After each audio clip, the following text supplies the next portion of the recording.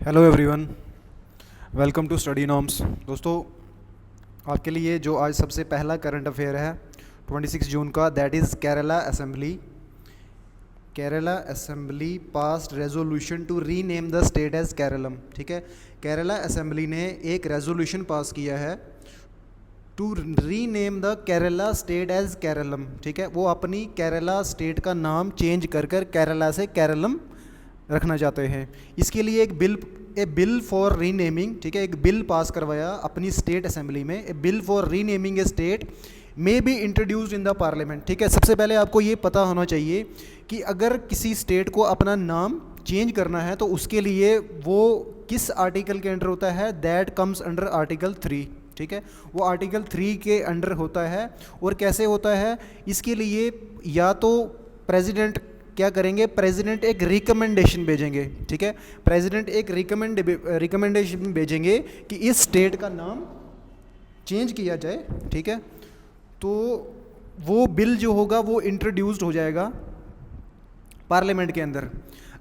दूसरा एक तरीका है, उसमें जो रिस्पेक्टिव स्टेट गवर्नमेंट होती है, ठीक है, जो रिस्पेक्टिव स्टेट गवर्नमेंट होती है वो एक रेजोल्यूशन अपने स्टेट असेंबली से पास कर वो प्रेसिडेंट को भेज सकती है। ठीक है, तो जो यहाँ पर जो केरला असेंबली है उसने एक रेजोल्यूशन पास किया है। ठीक है, उसने एक रेजोल्यूशन पास किया है और सेंट्रल गवर्नमेंट को दे दिया है कि हमारी स्टेट का नाम चेंज कर केरला से केरलम रख दिया जाए। ठीक है, आपके लिए यहाँ पर इम्पॉर्टेंट है ये जानना कि ये जो प्रोसेस है, ठीक है, स्टेट का नाम चेंज करना, वो किस आर्टिकल के अंडर होता है, दैट कम्स अंडर आर्टिकल 3। ठीक है, अब होता क्या है, respective states can also pass such resolution. ठीक है, रिस्पेक्टिव स्टेट भी ऐसा रेजोल्यूशन पास कर सकती हैं और अर्ज कर सकती हैं पार्लियामेंट को to pass with a simple majority. ठीक है, फॉर मेकिंग इट लॉ। ठीक है, जो स्टेट गवर्नमेंट है वो अपने असेंबली से रेजोल्यूशन पास करके पार्लियामेंट को दे देगी कि ये ऐसा आप कर दें,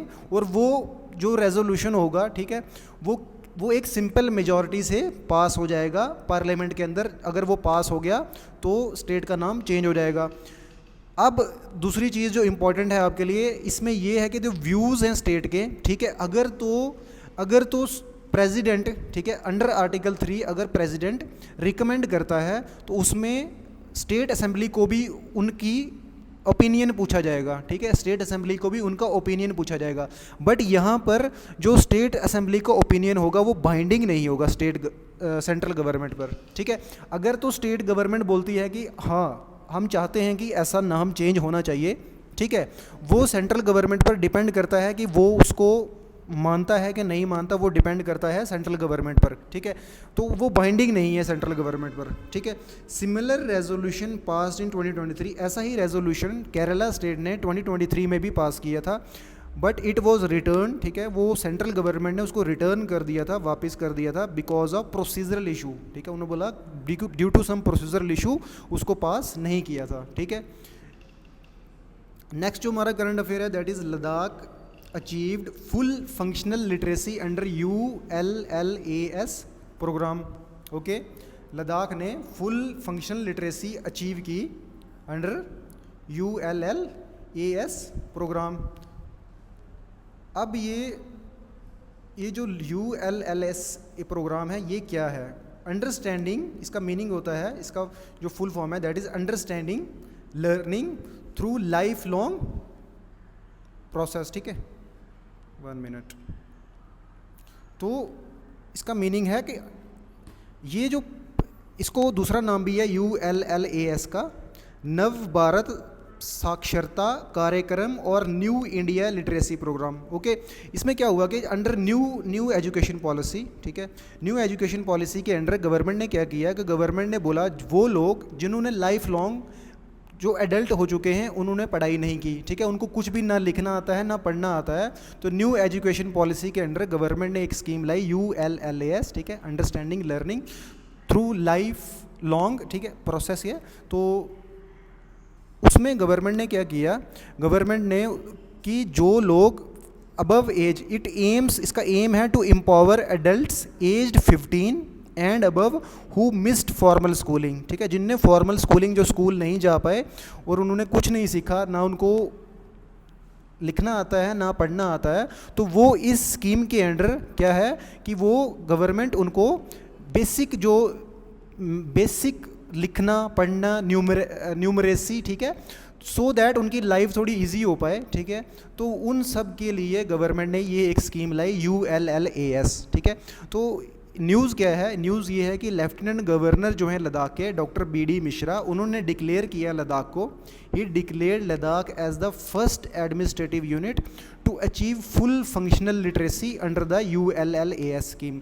तो जो लेफ्टिनेंट गवर्नर हैं लद्दाख के, उन्होंने बोला कि जो हमारी लद्दाख यूनियन टेरिटरी है वो अब फुल्ली लिटरेट है, ठीक है, अंडर ULLAS स्कीम वो अब फुल्ली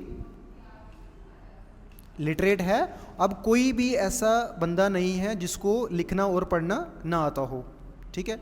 तो ये है हमारा करंट अफेयर, ठीक है। नेक्स्ट जो हमारा इंपॉर्टेंट करंट अफेयर है that is public examination prevention of unfair means act 2024। आपको पता है कि रिसेंटली NTA के ऊपर एलिगेशन लगे हैं, ठीक है, उनके ऊपर एलिगेशन लगे हैं कुछ अनफेयर मीन्स के, चीटिंग वगैरह के, ठीक है। तो उन चीज़ों को रोकने के लिए, ठीक है, जो हमारी रिसेंटली जो नई गवर्नमेंट फॉर्म हुई है, तो उन्होंने एक नया एक्ट बनाया है, एक लॉ बनाया है जिसका नाम है public examination prevention of unfair means act 2024।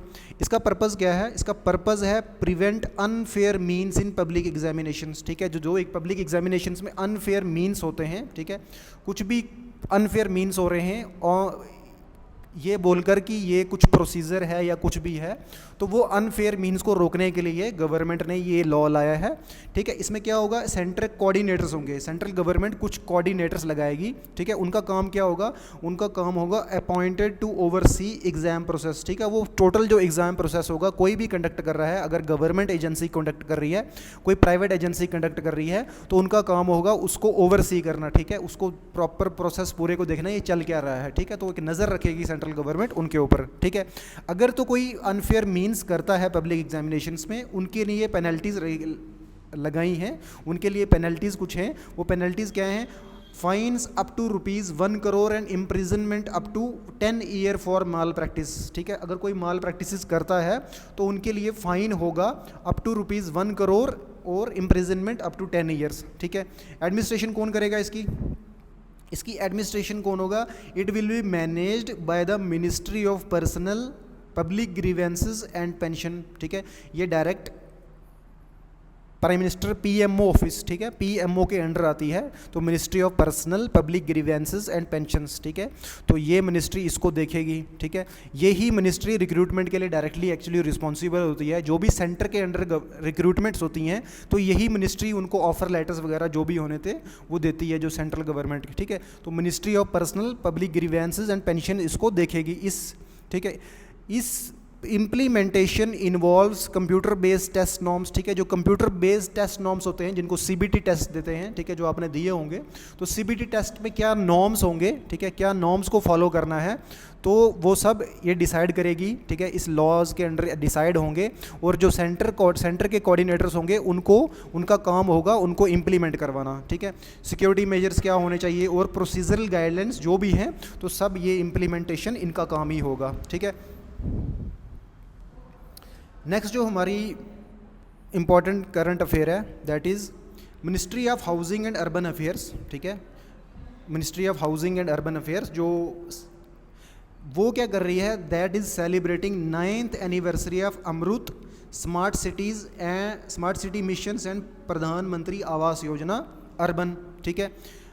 आपको पता है कि 2015 में गवर्नमेंट ने, ठीक है, एक स्कीम लॉन्च की थी that was AMRUT smart cities mission और प्राइम मिनिस्टर प्रधानमंत्री आवास योजना अर्बन, ठीक है। अमृत का मीनिंग हुआ Atal mission for rejuvenation and urban transformation, ठीक है।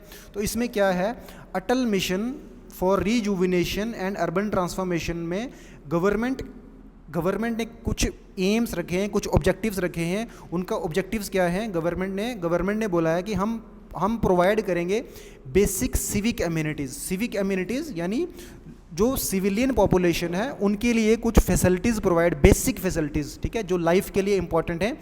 For example water supply, tapped water supply, every house hold will get tapped water supply, ठीक है, हर घर में नल का पानी पहुंचेगा, water supply. Sewerage line proper होनी चाहिए, ठीक है, सीवरेज लाइंस प्रॉपर होनी चाहिए। दूसरा, जो फ्लड वाटर की वजह से जो प्रॉब्लम्स होती हैं, तो फ्लडिंग वाटर जो होता है उसको भी मैनेज करना, ये अमृत मिशन के अंडर आता है, ठीक है। Urban transport for all specially poor and disadvantage, ठीक है। अर्बन ट्रांसपोर्ट, कौन सा अर्बन ट्रांसपोर्ट? नॉन मोटराइज्ड, ठीक है, जैसे बाईसाइकिल्स वगैरह, ठीक है, पेडिस्ट्रियंस। तो ये अमृत मिशन के अंडर ये गवर्नमेंट ने ऑब्जेक्टिव रखे थे कि हम अमृत मिशन के अंडर अर्बन एरियाज़ को ट्रांसफॉर्म करेंगे, ठीक है, ग्रीन स्पेसेस वगैरह, पार्क्स वगैरह बनाएंगे, ठीक है, टैप्ड वाटर देंगे, सीवरेज लाइंस को प्रॉपर मेंटेन रखेंगे, ठीक है, फ्लड वाटर वगैरह की प्रॉब्लम ना हो, ठीक है। और urban transformation which is non motorised, ठीक है, जैसे साइकिल्स वगैरह आपको देखे होंगे, आपके सिटीज़ में साइकिल्स होंगे, ठीक है, जिसको आप रेंट कर कर ले जा सकते हो, तो वो इसके अंडर ही मिशन, इस मिशन अमृत के अंडर ही लगेगा, ठीक है। पेडिस्ट्रियंस के लिए वॉक करने के लिए अच्छी एरियाज़, ठीक है, रोड्स बनाना, तो वो सब अमृत मिशन के अंडर ही होता है, ठीक है। तो वो 9th एनिवर्सरी इसको सेलिब्रेट कर रहे हैं, बिकॉज 2015 में इसको लॉन्च किया था, तो 9 ईयर्स 2024 में, ठीक है। प्रधानमंत्री आवास योजना, ठीक है, आवास मीन्स हाउस, ठीक है। तो Pradhan Mantri Awas Yojana is a credit linked subsidy scheme provided affordable housing to low and moderate income residents across India, ठीक है।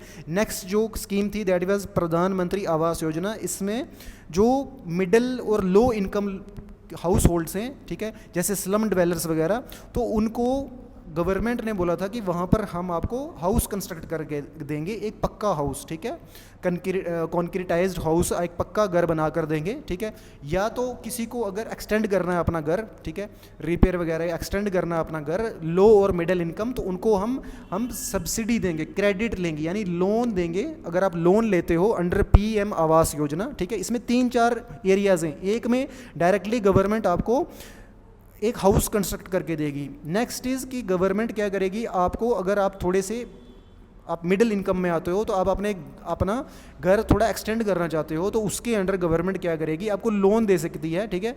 तो आप उसको लोन लोगे, उसमें गवर्नमेंट आपको सब्सिडी दे देगी, ठीक है। तो क्रेडिट लिंक सब्सिडी स्कीम, और provide affordable housing to low and moderate income resident across India. तो इस सब को देख कौन रहा है? ये सब अमृत मिशन, स्मार्ट सिटी मिशन और प्रधानमंत्री आवास योजना जो अर्बन है उसको इम्प्लीमेंट कौन कर रहा है, ठीक है। तो वो इम्प्लीमेंट कर रहा है ministry of housing and urban affairs, spearheads this scheme. तो इसके ऊपर हेड जो कर रहा है वो मिनिस्ट्री ऑफ हाउसिंग और अर्बन अफेयर्स ही कर रहा है, ओके।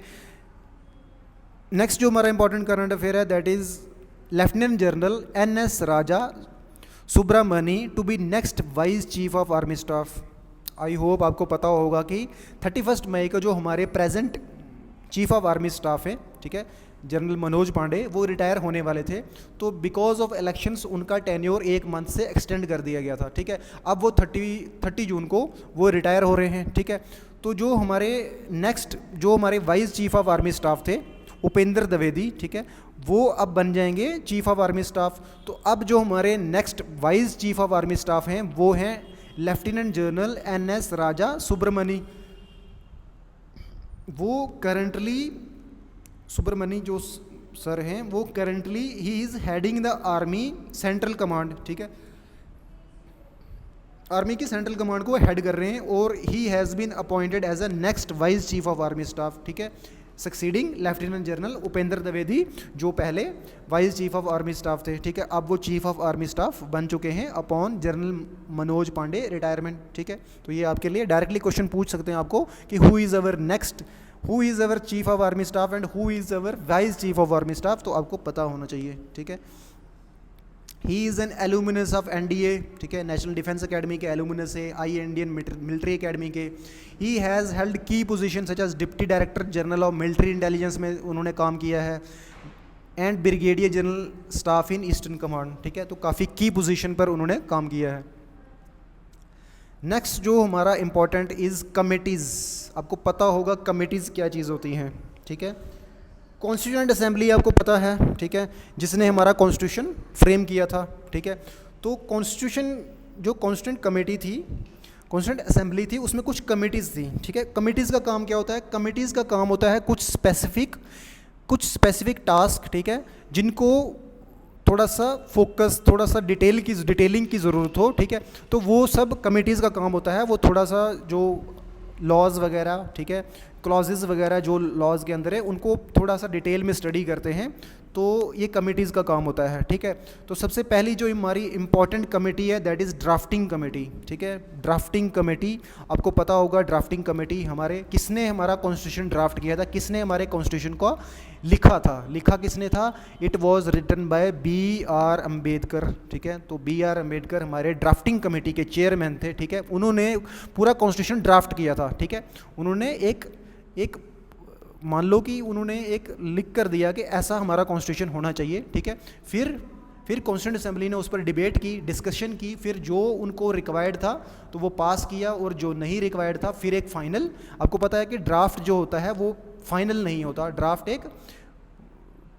ड्राफ्ट फाइनल नहीं होता, ठीक है। तो फाइनल होता है जब कॉन्स्टिट्यूंट असेंबली उसको पास कर देती है, तो दैट इज ड्राफ्टिंग कमेटी के चेयरमैन थे B.R. अम्बेडकर। इंपॉर्टेंट है आपके लिए, डायरेक्टली क्वेश्चन आपको पूछ सकते हैं। B.R. अम्बेडकर वॉज, ठीक है, डायरेक्ट ड्राफ्टिंग कमेटी के चेयरमैन। यूनियन पावर कमेटी, ठीक है, यूनियन की पावर क्या होंगी, ठीक है, यूनियन के पास, सेंट्रल गवर्नमेंट के पास कौन कौन सी पावर होंगी, वो उस कमेटी के जो हेड थे वो थे जवाहरलाल नेहरू, ठीक है। जवाहरलाल नेहरू थे यूनियन पावर कमेटी के, उन्होंने डिस्कशन की कि क्या क्या पावर सेंटर के पास होनी चाहिए, तो वो सब डिसाइड किसने किया, जवाहरलाल नेहरू ने, ठीक है। नेक्स्ट है यूनियन कॉन्स्टिट्यूशन कमेटी, ठीक है। यूनियन का कॉन्स्टिट्यूशन कैसा होना चाहिए, ठीक है, सेंट्रल गवर्नमेंट जिस कॉन्स्टिट्यूशन को फॉलो करेगी तो वो कॉन्स्टिट्यूशन कैसा होना चाहिए, वो किसने डिसाइड किया, उसके साथ डील कौन कर रहा था, that was dealt by Jawaharlal Nehru, ठीक है। ठीक है, यूनियन आप याद कर सकते हो कि यूनियन के जो भी हैं काम, यूनियन वाले काम है, सेंट्रल गवर्नमेंट के जो भी काम थे, ठीक है, सेंटर के पास कौन सी पावर हो, सेंटर का कॉन्स्टिट्यूशन कैसा हो, तो वो दोनों कमेटीज़ कौन हेड कर रहा था, that was headed bye Jawaharlal Nehru, ठीक है। Next is provincial constitution committee, ठीक है, प्रोविंसेस का कॉन्स्टिट्यूशन कैसा होगा, ठीक है, प्रोविंसेस का कॉन्स्टिट्यूशन यानी स्टेट गवर्नमेंट्स जो है हमारी, उस टाइम प्रोविंसेस थे, आपको पता है, तो प्रोविंशियल जो कॉन्स्टिट्यूशन कमेटी थी, प्रोविंसेस का कॉन्स्टिट्यूशन कैसा होगा, उनको हेड कौन कर रहे थे, तो उनको हेड कर रहे थे हमारे वल्लभ भाई पटेल, सरदार वल्लभ भाई पटेल, जो प्रोविंशियल कॉन्स्टिट्यूशन कमेटी थी उसको हेड कर रहे थे, ठीक है। इंपॉर्टेंट है आपके लिए, ये क्वेश्चन पूछा जा सकता है कि फंडामेंटल राइट्स की जो एडवाइजरी कमेटी थी, ठीक है, कि फंडामेंटल राइट्स कौन कौन से होने चाहिए, तो उस पर जो एडवाइस कर रहे थे वो कौन थे, उसके चेयरमैन थे हमारे वल्लभ भाई पटेल, ठीक है, सरदार वल्लभ भाई पटेल। दो आपको ऐसे याद कर लो, ठीक है, सरदार वल्लभ भाई पटेल दो कमिटीज़ को हेड कर रहे थे, one was provincial constitution committee and next was advisory committee on fundamental rights, okay. और जवाहरलाल नेहरू दो कमिटीज़ को हेड कर रहे थे, that was union power committee और यूनियन कॉन्स्टिट्यूशन, यानी सेंट्रल गवर्नमेंट के पास पावर कौन सी होगी, उस सेंट्रल गवर्नमेंट के पास कॉन्स्टिट्यूशन कैसा होगा, तो उनको ये हेड कर रहे थे। नेक्स्ट इज़ हाउस कमेटी, ठीक है, हाउस में क्या चलेगा, ठीक है, lower house that is Lok Sabha, Rajya Sabha, तो उनकी कमेटी जो थी that was headed by B. Pattabhi Sitaramayya, ठीक है। Next is language committee, Moturi Satyanarayana, ठीक है। Ad hoc committee on national flag, important है आपके लिए, that was headed by Rajendra Prasad, ठीक है। जो हमारी नेशनल कमेटी थी, एड हॉक का मीनिंग होता है टेम्परेरी, ठीक है, एक, ठीक है, एड हॉक का मीनिंग होता है टेम्परेरी, तो एड हॉक कमेटी जो होती नेशनल फ्लैग पर, उस वो कौन हेड कर रहा था, that was headed by Rajendra Prasad, ठीक है। तो ये आगे आपके कमेटीज़ पर क्वेश्चन, ठीक है। कल हमने लेक्स पर रिवीजन की थी, ठीक है, ये हमारी आज कमेटीज़ पर थोड़ी सी आपकी रिवीजन है, ठीक है।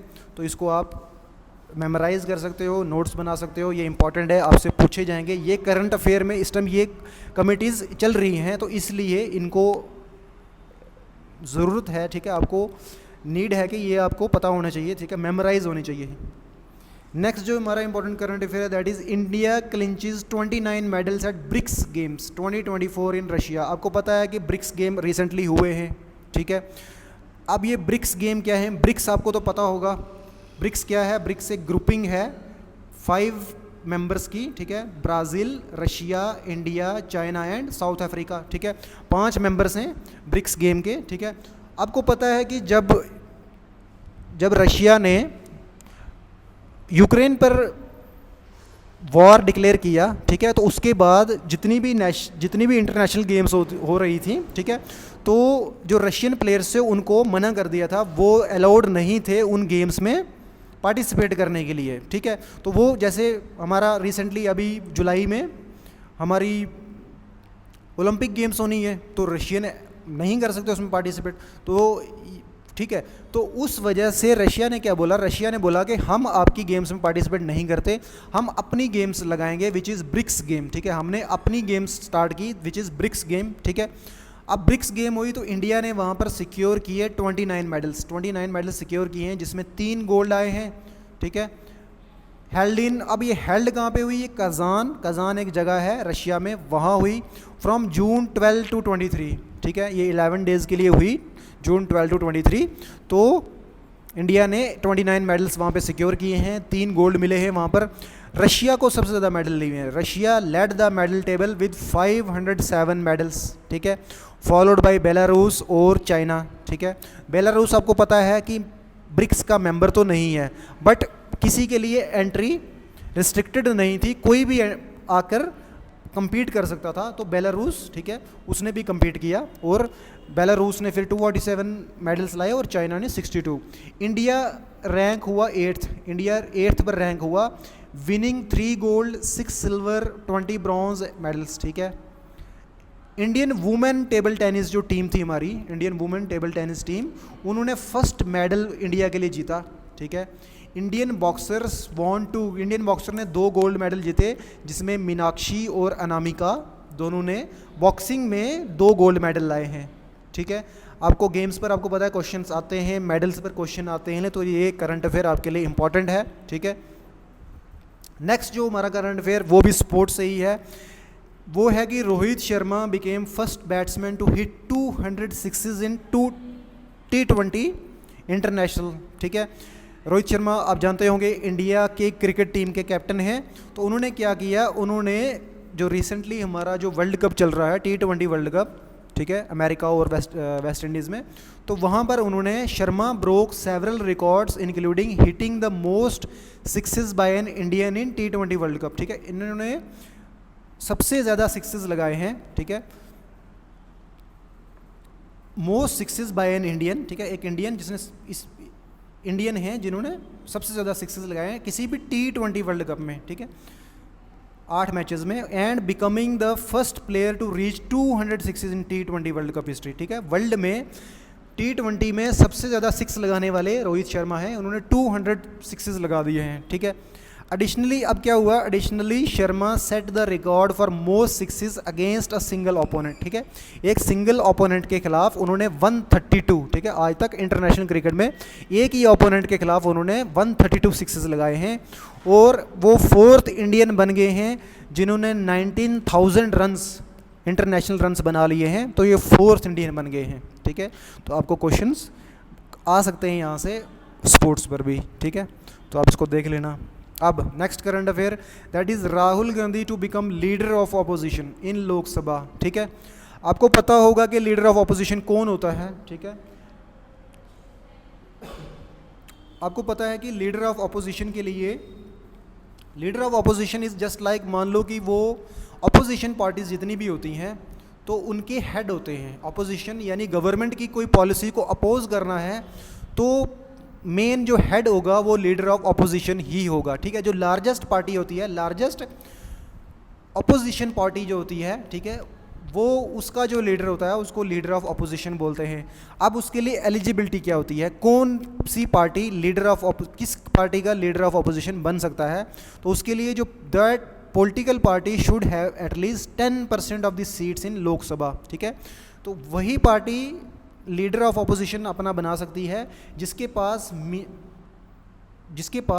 10% सीट्स हैं लोकसभा के अंदर, ठीक है। तो 10% सीट यानी अगर हमारे टोटल जो इलेक्टेड मेंबर्स हैं 545, ठीक है, इसका 10% हो गया 55, ठीक है। तो जिस पॉलिटिकल पार्टी के पास 55 से अबव मेंबर हैं, मिनिमम 55 मेंबर्स हैं, वो अपना लीडर ऑफ ऑपोजिशन बना सकता है, ठीक है। बट ऐसा क्या हुआ कि ये जो पोजीशन थी, this position was lying vacant in 2014 से 2023 तक, 2024 जनरल इलेक्शन से पहले ये पोजीशन वेकेंट थी, ये पोजीशन वेकेंट क्यों थी? बिकॉज जो कोई भी पार्टी, ठीक है, कोई भी पार्टी 10%, एक तो रूलिंग पार्टी होगी, रूलिंग पार्टी से अलावा यानी अपोजिशन पार्टी में कोई भी ऐसी पार्टी नहीं थी जिसकी 55 सीटें हो, कोई भी पार्टी ऐसी नहीं थी, सबकी सीटें 55 से कम थी, तो ये सीट आज तक वेकेंट थी, ठीक है। जो लीडर ऑफ ऑपोजिशन है, leader of opposition is the parliamentary chairperson, ये पार्लियामेंट का चेयरपर्सन होता है लार्जेस्ट ऑपोजिशन पॉलिटिकल पार्टी का इन द लोकसभा, ठीक है। ये लोकसभा के में होता है, राज्यसभा में नहीं होता, राज्यसभा में डिफरेंट होता है, राज्यसभा में लीडर ऑफ द हाउस होता है और, ठीक है, उसमें डिफरेंट होता है। जो लीडर ऑफ ऑपोजिशन होता है वो लोकसभा में होता है, ठीक है। Leader of opposition is not a constitutional post, ये कॉन्स्टिट्यूशनल पोस्ट नहीं है, यानी कॉन्स्टिट्यूशन में इसका मेंशन नहीं है, ठीक है, कॉन्स्टिट्यूशन में इसका कोई मेंशन नहीं है। एंड इट इज़, ये रिकग्नाइज कैसे किया है? And officially it is officially recognised in the salary and allowance of leader of opposition act, ठीक है। एक एक्ट 1977 में बनाया गया था, तो जिस एक्ट में इस लीडर ऑफ अपोजिशन को डिफाइन किया गया कि कौन होगा लीडर ऑफ अपोजिशन, उसकी सैलरी अलाउंसेस, उसके लिए एक्ट बनाया, तो उसमें ये डिफाइन था, ठीक है। तो आपको पता होना चाहिए हमारे जो लीडर ऑफ अपोजिशन इस टाइम कौन है, दैट इज़ राहुल गांधी, ठीक है। नेक्स्ट जो हमारा करंट अफेयर है that is ministry of housing and urban affairs roll out एक स्कीम, उन्होंने एक कंपेन स्टार्ट किया है विच इज़ सफाई अपनाओ बीमारी भगाओ इनिशिएटिव, ठीक है। आपको पता है कि अब मानसून होने वाला है, मानसून में बहुत सारी डिजीज़ होती हैं लाइक मलेरिया, डेंगू वगैरह, ठीक है। तो वेक्टर बॉर्न डिजीज़ उनको कहते हैं, वेक्टर बॉर्न डिजीज़, ठीक है, वो मॉस्किटोज़ वगैरह से होती हैं। तो मॉस्किटोज़ ब्रीडिंग कहाँ पर करते हैं? मॉस्किटो ब्रीडिंग करते हैं डर्टी वाटर कहीं पर हो, ठीक है, स्टैगनेंट वाटर, गंदा वाटर कहीं पर इकट्ठा हो, तो वहाँ पर वो ब्रीडिंग करते हैं। तो गवर्नमेंट ने एक कंपेन स्टार्ट किया, सफाई अपनाओ और बीमारी भगाओ। Ministry of housing and urban affairs under Swachh Bharat mission, ठीक है, Swachh Bharat mission urban which is 2.0 launch the सफाई अपनाओ बीमारी भगाओ इनिशिएटिव फ्रॉम कब से? 1 जुलाई टू 31 अगस्त 2024, ठीक है। ये मानसून का टाइम है, तो ये मिनिस्ट्री ऑफ हाउसिंग और अर्बन अफेयर ने ये एक इनिशिएटिव लॉन्च किया। एम इसका क्या है? Aimed at mitigating monsoon related health risk, ठीक है। मिटिगेटिंग मीन्स रिड्यूस करना, तो एम इसका यह है कि कम करना मानसून रिलेटेड जो हेल्थ रिस्क होते हैं तो उनको कम करना, ठीक है। Initiative focuses on cleanliness drive, ठीक है, साफ सफाई पर ध्यान रखना, cleanliness drive, waste management, waste को मैनेज करना, रेगुलर क्लीनिंग ऑफ टॉयलेट्स, ठीक है, sanitation for children, water quality sampling, drinking water supply, तो इन सब चीज़ों का क्लीनिनेस रखना, ध्यान रखना कि ये सब चीज़ें साफ़ होनी चाहिए, तो ताकि हम बीमारी से बच सकें, ठीक है। आपके करंट अफेयर हुए कंप्लीट, ठीक है, यहाँ तक ज़्यादा नहीं थे, ठीक है। मोस्ट इंपॉर्टेंट आपके लिए करंट अफेयर मैंने लाए और सब इंपॉर्टेंट थे, ठीक है। अब आपके MCQs, ठीक है, आपका MCQs काफ़ी बच्चे मुझे आंसर कर रहे हैं, ठीक है, तो आप अच्छा कर रहे हो, ठीक है, ऐसे ही करते रहो, आपकी प्रिपरेशन होगी स्लोली आप प्रिपेयर, एक दिन में प्रिपरेशन नहीं होती है, ठीक है, स्लोली रोज़ पढ़ना पड़ता है, थोड़ा प्रिपेयर करना पड़ता है, और जब एग्ज़ाम आता है तो आप क्लियर कर पाओगे। ऐसा नहीं, मतलब ऐसा नहीं सोचो कि एक ही दिन में सब प्रिपरेशन करेंगे, at a time current affair 100-200 current affair at a time पढ़े और हमारा एग्ज़ाम क्लियर, ऐसा नहीं होता। करंट अफेयर रोज़ पढ़ना पड़ता है, रोज़ आपको चीज़ें रिवाइज़ करनी पड़ती हैं, तो फिर वो आपके माइंड में स्टक हो जाती हैं, स्टिक कर जाती हैं और वो आपको मेमोराइज रहती हैं, ठीक है। तो हमारा जो पहला MCQ है that is which article of Indian constitution allows the parliament to rename a state based on the recommendation of the president. I hope आपको आंसर इसका पता है। तो कौन से आर्टिकल के अंडर इंडियन कॉन्स्टिट्यूशन का कि एक पार्लियामेंट को अलो करता है किसी स्टेट का रीनेम करने में, that is you know answer comment box में आप बता दें। Next is what is ULLAS programme. ये ULLAS प्रोग्राम क्या है, क्या एम है इसका? First is promoting higher education among women, achieving full functional literacy among adults aged 15 and above, ठीक है, providing vocational training for unemployed youth और enhancing primary education in rural areas. You know the answer, okay.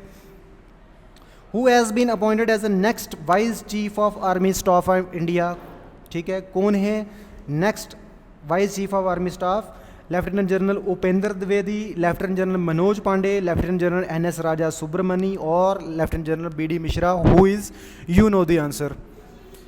India secured how many medals in at the BRICS game in 2024 held in Kazan, Russia? You know the answer. 20, 25, 29, 35. ठीक है, कितने थे वो आपको पता है. Who became the first Indian batsman to hit 200 sixes in T20 international?